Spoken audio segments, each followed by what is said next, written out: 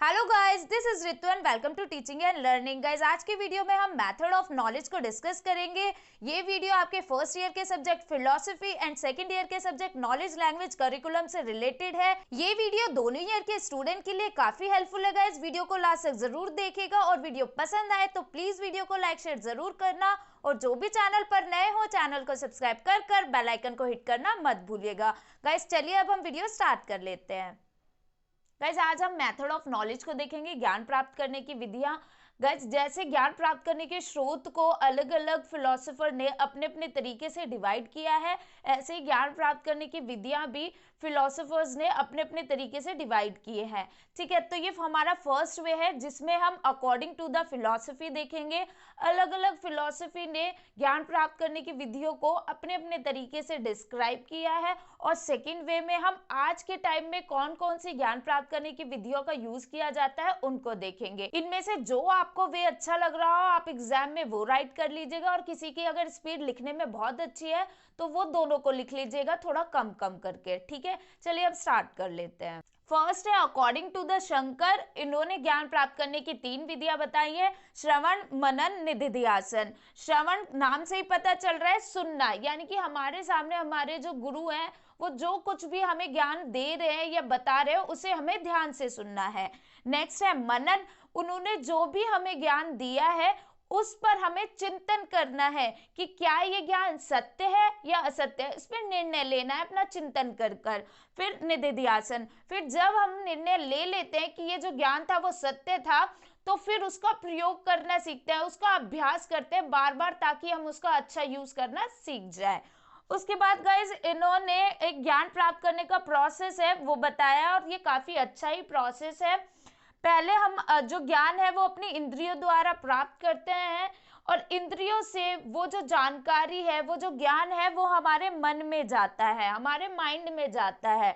उसके बाद वो जो ज्ञान है वो हमारी बुद्धि में जाता है। यहाँ पर जाकर हम उन पर सोच विचार करते हैं, तर्क करते हैं उस जानकारी पर कि क्या वो सही है या गलत है। फिर बुद्धि से वो ज्ञान कहाँ जाता है, अहंकार में जाता है, ईगो में जाता है। गाइस, ईगो से हम बहुत ही रॉन्ग सेंस यूज करते हैं, लेकिन ईगो का हमारे लाइफ में बहुत ही बड़ा काम है। उसके बाद चित्त है। गाइस, चित्त के मुझे इंग्लिश वर्ड समझ में नहीं आ रहा था इसलिए मैंने यहाँ पर हिंदी में ही लिखा है।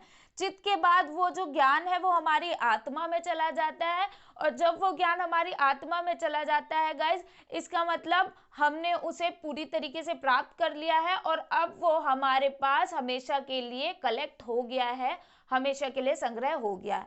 अब यहाँ पर ये सारा प्रोसेस तो इम्पोर्टेंट है ही गाइस, लेकिन शास्त्र में हमारा आत्मा भी बहुत इंपॉर्टेंट है।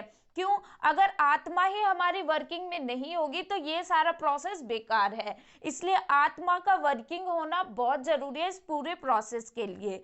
ठीक है, इसलिए देखिए एरो दोनों साइड से यूज किया हुआ है, इधर से भी है और इधर से भी है। ठीक है, अब नेक्स्ट देख लेते हैं according to the Jain philosophy. वैसे तो गाइस जैन फिलोसफी ने और भी ज्ञान प्राप्त करने की विधियां बताई है, लेकिन यहाँ पर मैंने 5 राइट की हैं जो थोड़ी इजी हैं आपके लिए। ठीक, पहला है सेंसरी एक्सपीरियंस मेथड, यानी कि इंद्रियों द्वारा ज्ञान प्राप्त करना। मैंने बताया कि हम अपने सेंसेस ऑर्गन्स के द्वारा इस वर्ल्ड से जानकारी जो है वो प्राप्त करते हैं। उसके बाद आ जाता है क्वेश्चन आंसर मेथड, प्रश्नोत्तर विधि।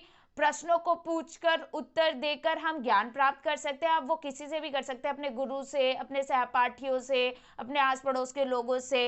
मेथड ऑफ यूज, प्रयोग विधि। गाइस, यहाँ पर हम कोई भी जब हमारे पास जानकारी आती है तो उसका प्रयोग कर कर देखते हैं कि क्या वो सत्य है या असत्य है। जैसे किसी ने हमें बताया कि जो चीनी है वो पानी में घुल जाती है, तो उसका प्रयोग कर कर देखना कि वो क्या पानी में घुल जाती है या नहीं घुलती है। ठीक है, उसके बाद है सेल्फ स्टडी मेथड, स्वाध्याय विधि। ये तो आप सब अच्छे से जानते ही है कि स्वयं अध्ययन कर कर ज्ञान प्राप्त करना है। नेक्स्ट है आपका डिस्क्रिप्शन मेथड, वर्णन विधि। इसमें आप किसी भी चीज को डिस्क्राइब कर कर ज्ञान प्राप्त कर सकते हैं कि वो चीज क्या है, क्यों है, कैसे होनी चाहिए थी। ठीक, गाइज योग और सांख्य दर्शन की विधियां जो हैं वो सेम है, बस योग वाले में एक एक्स्ट्रा है, योग विधि। ठीक है, तो दोनों को हम एक साथ समझ लेते हैं। पहला हमारा प्रत्यक्ष विधि यानी कि डायरेक्ट मेथड, इसमें हम डायरेक्ट अपनी इंद्रियों द्वारा, अपनी सेंसरी द्वारा ज्ञान को प्राप्त करते हैं। नेक्स्ट है इंस्ट्रीमेट मेथड, अनुमान विधि, इसमें हम अपने पुराने एक्सपीरियंसेस का प्रयोग कर कर, तर्क विचार कर कर अपने नए ज्ञान का अनुमान लगाते हैं। ठीक है, नेक्स्ट है रीजन, इस विधि का प्रयोग करके गाइस हम किसी भी जानकारी की सत्यता की जांच करते हैं, क्योंकि गाइस कोई जानकारी तभी ज्ञान होती है जब वो सत्य होती है। तो यहाँ पर हम उस पर तर्क कर कर, विचार कर कर उसकी सत्यता की जांच करते हैं। नेक्स्ट आ जाता है योग विधि।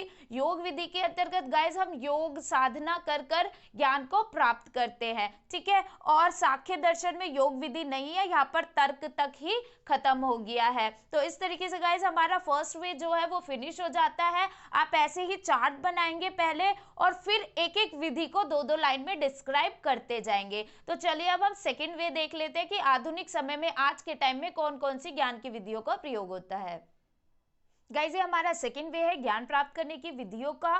गाइज जितने भी फिलोसोफर्स ने ज्ञान प्राप्त करने की अलग अलग विधियां बताई है, उन सभी के आधार पर, उन सभी का अध्ययन करने के बाद अब ये सारी विधियों का हम प्रेजेंट टाइम में प्रयोग करते हैं ज्ञान प्राप्त करने के लिए। तो फर्स्ट हमारी है प्रत्यक्ष विधि यानी कि डायरेक्ट मेथड। इसमें हम क्या करते हैं, अपनी इंद्रियों का प्रयोग कर कर, अपनी सेंसरीज का प्रयोग कर कर सीधे सीधे किसी भी वस्तु के बारे में ज्ञान प्राप्त करते हैं, उसको टच कर कर, उसे फील कर कर।